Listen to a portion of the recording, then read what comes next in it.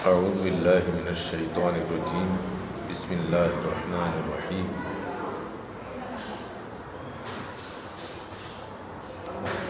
ہماز مشاء بنمیم عتل بعد ذلک زنیم ان کان ذا مال وبنین اذا تتلی علیہ آیاتنا قال اساطیر الاولین سنسمہ علی الخرطوم۔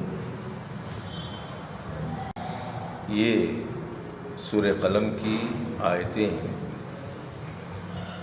جس میں اللہ تعالیٰ نے شریعت کا مذاق کرنے والوں کو بہت ہی خراب کہا ہے۔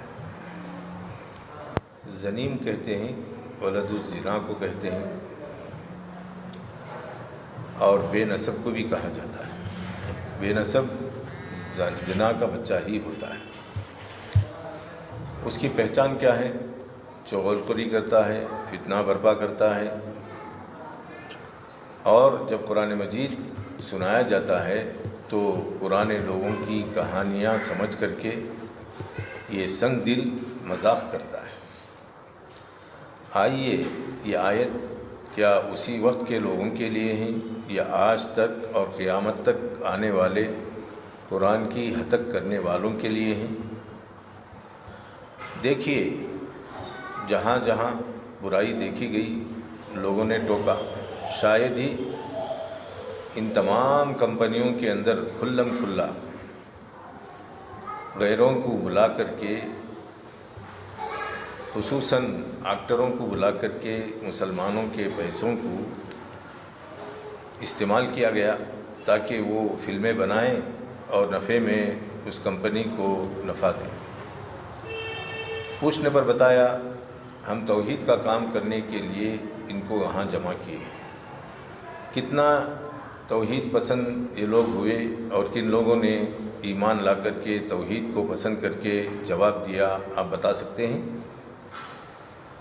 نمبر 2، جب بھی اس عورت سے کہا جاتا تھا کہ بھائی آپ سیاست میں جانا صحیح نہیں ہے، اللہ کے نبی صلی اللہ علیہ وسلم نے منع کر دیا ہے، تو یہ ماں ہاجرہ کو نشانہ بناتی تھی کہ اللہ تعالیٰ نے سیاست کے لیے ماں ہاجرہ کو انتخاب فرمایا۔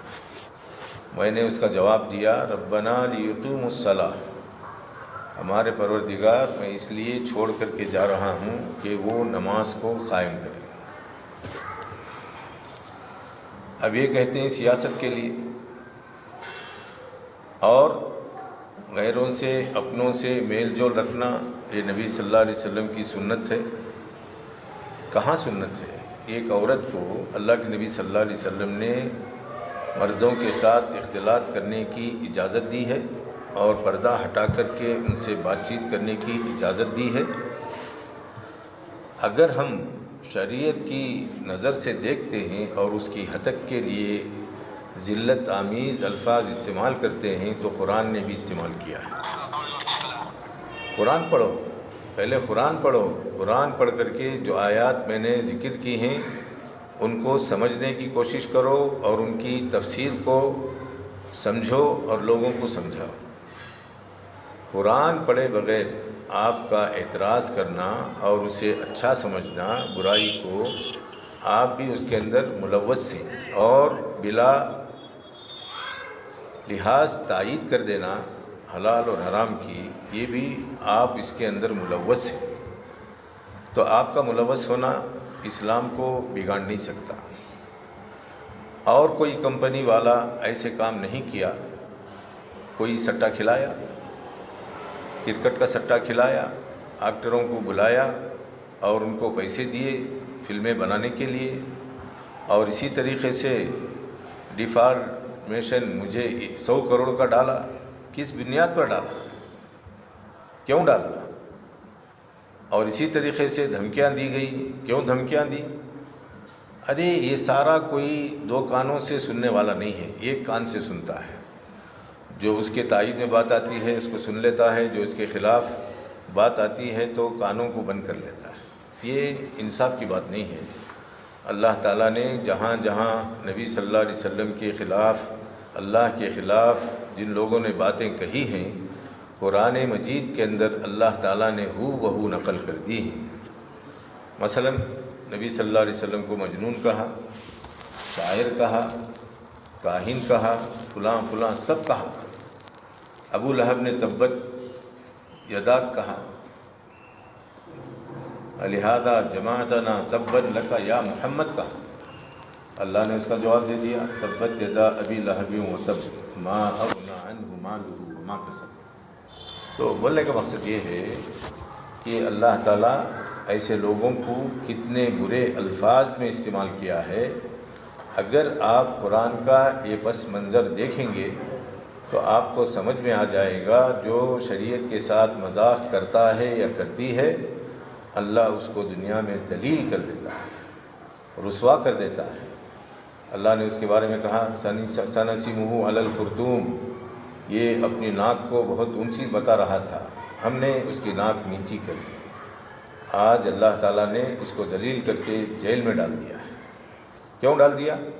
اس کی جو انا تھی اور اس کی جو بے شرمی تھی، اس کی جو شریعت کے خلاف آواز تھی اور شریعت کو مذاق بنا کر کے گھما رہی تھی، سب چیزیں اللہ تعالیٰ کو پسند نہیں آئی۔ فوراً اللہ تعالیٰ نے اس کو ایسے عذاب میں لپیٹ دیا ہے جو ساری دنیا دیکھ رہی ہے اور سن رہی ہے۔ لہذا ایسے علماء سے ہوشیار رہیے جو اس کا دم بھرتے ہیں اور شریعت کے خلاف فتوے دیتے ہیں۔ اللہ تعالیٰ ان کو یا تو ان پر بھی عذاب نازل کر دے اور اس فتنے سے لوگوں کو چھٹکارا دے دے، اور جو حق کی آواز بلند کیے ہیں اللہ تعالیٰ ان کا بول بالا کرے اور ان ظالموں کا منہ کالا کرے۔